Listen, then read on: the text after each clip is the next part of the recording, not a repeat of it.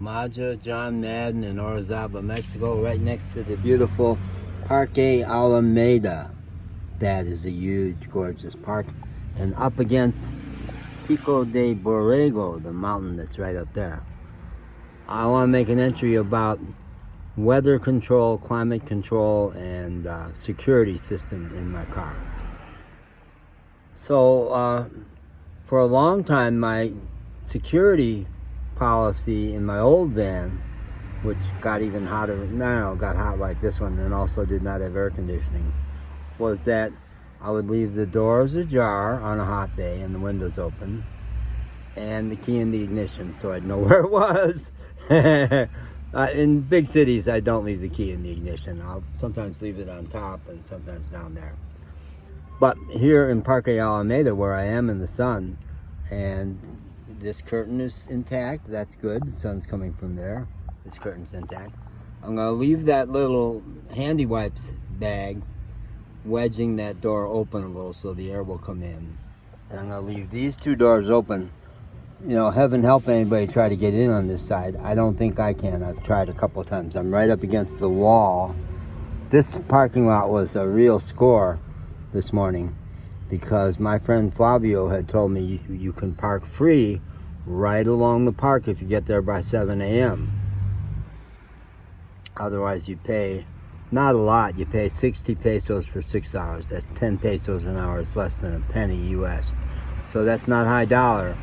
But I don't have, I've got like 600 pesos to last me for 15 days. So I couldn't pay for parking this morning. So I had to be over here by 7 a.m.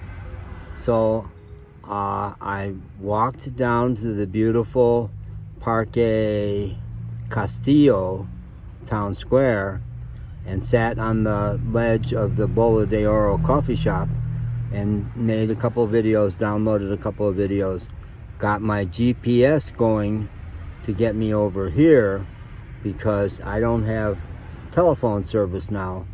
But if I start a GPS at a Wi-Fi, it'll keep tracking until I shut the phone down or shut the app off. And I wanted to get here directly because I had to get here by 7 a.m. I then went back. I wanted to be back to my car by 6:30 to flag down a taxi to give me a jump start. They'll do that for 100 pesos. But I was on a one-lane, one-way street right in front of a school that does drop-offs right around that time. So I got a great taxi driver. Never did get that masked man's name. He actually wasn't wearing a mask. That's the guy with his pushing his cart. But I said, here's the deal. You pull out there. I'm going to block this lane of traffic with my big red gas can that's back there somewhere. And we're going to do this fast. It's going to be a quick jump. I just paid 300 pesos for a Super Duty cable, jump start cable. And I'll pay you your 100 pesos. He says, good, we're on. Lots of taxi drivers at that point would say, if you're going to block a lane of traffic, we're going to stop all these cars who are trying to get at the school. No, forget it, pal. It's not worth 100 pesos. But that guy was a hero, muy valiente, brave. So we jump-started the car real quick. He threw the gas can back there. He handed me the cables. He closed that. And by that point, there were a block and a half of cars beeping their horns. And I followed my GPS over here and got here at like 7:08 and got maybe the last parking spot along here. It does not allow me to open these doors. I don't know, I might be here 2 weeks. I'll work on losing some weight. But it's hard for people to break in. So, yeah.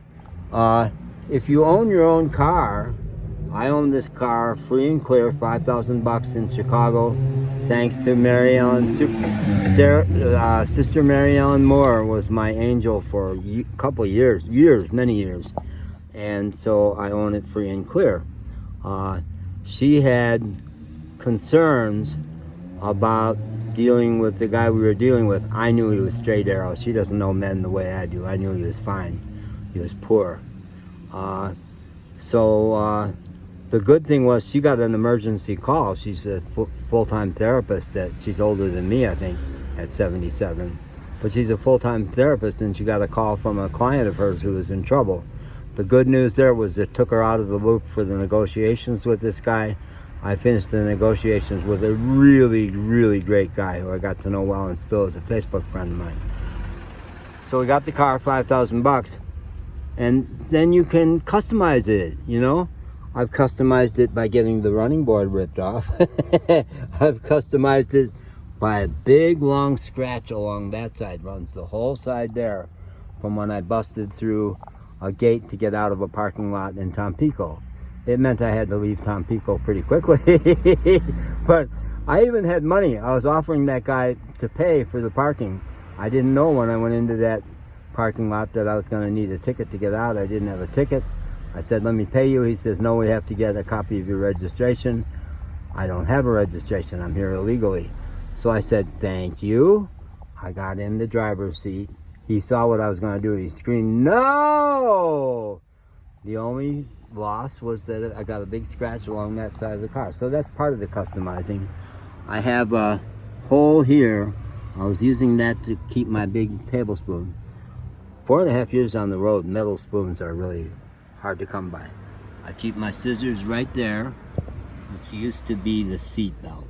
I think we ripped that. Oh yeah, that seat belt had to go because part of the customizing was in Los Fresnos, Texas. Rio Grande Valley is 90% Latino. And a mechanic recommended by AutoZone, El Gato, was like 70 and spoke no English, but his son Roberto did. And that seat, the guy before me was a big fat truck driver who beat the shit out of the driver's seat, and I couldn't even get close to the steering wheel. Well, Roberto reversed these seats. A guy had told me in Los Fresnos, piece of cake, 4 bolts, I've done it. Well, you actually had to change the base too. It took him 2 hours. 2 hours. And I had had problems with Roberto before, not asking for enough money, not valuing his time. And he said 80 pesos, or 80 bucks. And I said, 2 hours of your time, 80 bucks? No, that's not sufficient. I insist on a minimum of 200 bucks. And I'm a tough negotiator that way. You know, I can be tough when I want to. And he got the point. He got the point. It made me so happy. He thought for a second and he said, 225. He took me up to the 25 bucks and I said, good negotiating, man. And I slapped him 5 and gave him 225 bucks. So that's good. So now the shit seat is over there in the passenger seat. I don't get passengers a lot. Dogs mostly. And I've got a good seat over there. I tried to get one off of eBay Motors, but it's going to be ridiculously expensive with the shipping. So that was a good deal. I did not customize the lack of a rear view mirror. It just fucking fell off. And it didn't make much difference anyway because the rear windows are tinted and I couldn't see out of them. So I don't mind that too much. The crack in that mirror, it's all cracked to hell, came from trying to get out of a parking spot in a campground outside of Vega de Alator. That was quite a trip. I parked, you had to slip in between strong, very tall, but slender trees to find yourself a campsite.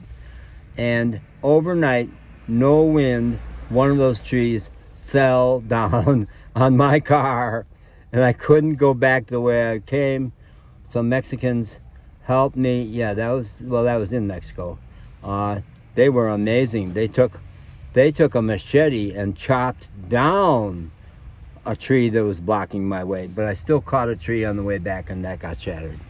So there's more, but we're up around 10 minutes and probably I've exhausted your patience. Who's interested in this but old car buffs and me, you know? This is a 2000 Dodge Ram camper van, 1500. Well, I don't even know how many cylinders are in this engine. The beauty part when I bought this car in Chicago was that it had a brand new rebuilt engine, and I got it for $5 grand, and he had just paid $5,500 for that damn engine. But he was going through a terrible divorce. His daughter needed a car. He needed money. And I said, man, I wish I could give you 10 grand, but I couldn't.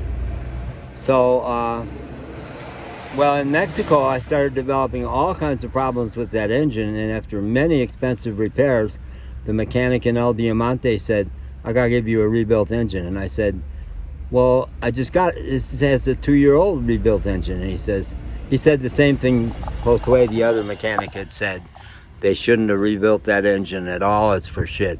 So I have a brand new rebuilt engine, brand new battery, and the damn car won't start. Will not start. If I leave it off for an hour, I have to get a jump start every time I start this car. So it was really important to get out of the for-pay parking lot this morning, parking spot. No meters, but you had to go to a machine and get a tag.